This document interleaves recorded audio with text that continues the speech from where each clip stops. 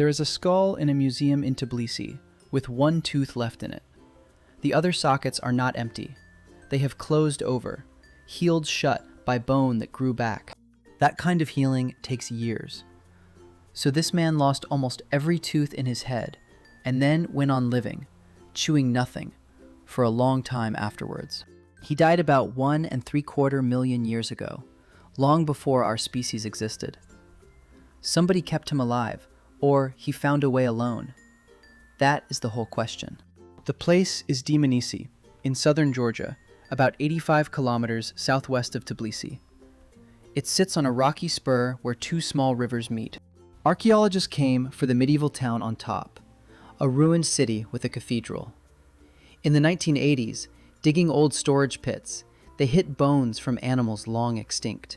Then, in 1991, a hominin jawbone came out of the ground. Then skulls, 5 over the next 15 years. Dmanisi holds the oldest human ancestors found outside Africa. The dating is unusually clean. The bones lie directly on a lava flow that cooled about 1,850,000 years ago, and the layer above built up fast. The people themselves were small, around 1.5 meters tall, brains about 600 cubic centimeters, roughly a third the size of yours, with legs built for long walking. Their tools were simple, river cobbles struck into sharp flakes. No hand axes, no fire anyone has found. Around them lived saber-toothed cats, hyenas, and an ostrich taller than they were. 5 skulls, from one small population, in one spot. And one of those skulls belonged to a man whose mouth had almost entirely disappeared. It was found in 2002, catalogued as D3444, with its lower jaw D3900. Small brain case, heavy brow, and a face that had folded in on itself. Every tooth was gone but a single upper canine. Not knocked out at death, not lost in the ground. Lost during life, one by one. When you lose a tooth, the socket doesn't stay open. The jaw resorbs the bone that held the root, and the ridge shrinks and smooths over. In him, it had gone all the way. The tooth-bearing ridges were reduced to thin bars, and the joints of his jaw had remodeled to match. David Lordkipanidze and colleagues published it in Nature in 2005 as the earliest toothless hominin skull known. Christophe Zollikofer and Marcia Ponce de Leon worked on the imaging. How long did he live like that? The honest answer is a minimum, not a number. Resorption that complete takes at least 2 years, and probably a good deal more. How old was he? Also uncertain, because teeth are how you usually age a skeleton, and he had none. Old for his world is as far as anyone goes. So picture him, an old man in a cold valley, mouth reduced to 2 smooth ridges. And no cooking. Nothing he ate had ever been softened by heat. There is no fire at Dmanisi. The earliest broadly accepted burnt material comes much later, and even that is argued over. No stew, no soup, no boiled roots. But there is marrow. Break a leg bone with a hammerstone, and what's inside is soft, greasy, swallowable without a chew. Dmanisi bones show cut marks and deliberate breakage. Brain is the same.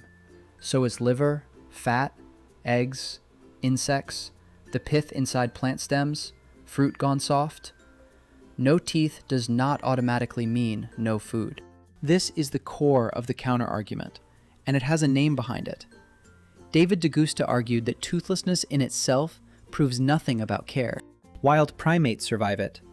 Frank Quazzo and Michelle Souther studied ring-tailed lemurs at Beza Mahafali in Madagascar, and documented animals with severe tooth loss carrying on for years.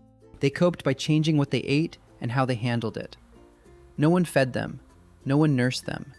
They simply adjusted and lived. So the skull alone cannot carry the weight people want it to carry. A toothless animal in a forest is a manageable problem, but a lemur's day is a few hundred meters in a small home range. Dmanisi's people were walking scavengers and hunters on open ground. That changes everything. Groups like theirs move.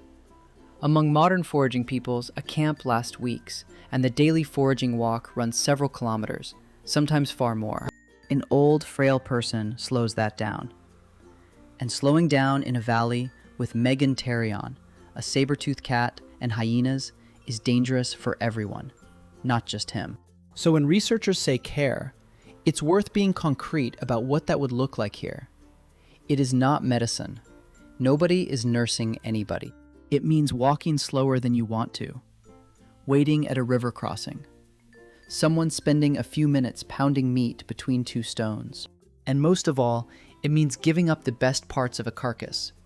Marrow and brain are the richest, most contested food in the animal.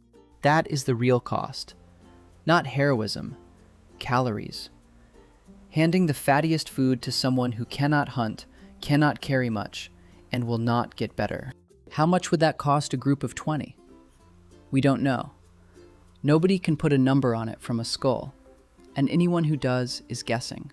Here is what the bone cannot tell us. Whether he could walk, whether he was ill, how many people were with him, whether he lasted 2 years or 10. And it isn't the only case. A Neanderthal jaw from Baude de Laubazier in France, roughly 170,000 years old, described by Labelle and Trinkas, is also nearly toothless. It was read as evidence of care, too.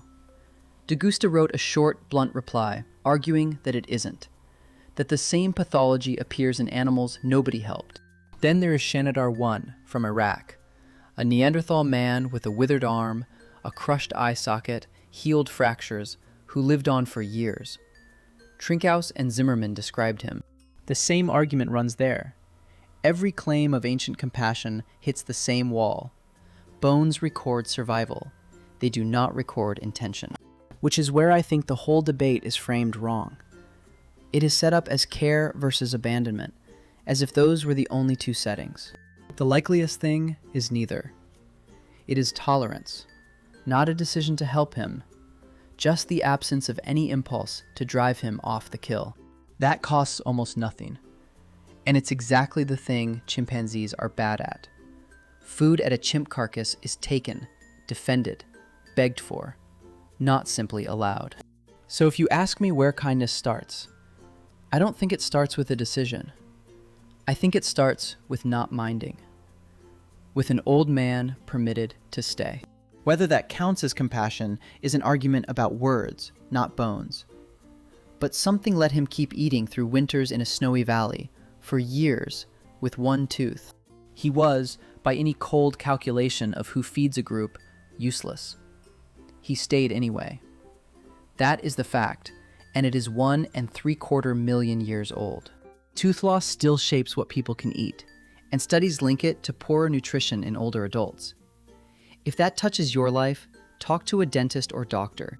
The skull sits in a case in Tbilisi now. 1 canine, 2 smooth ridges.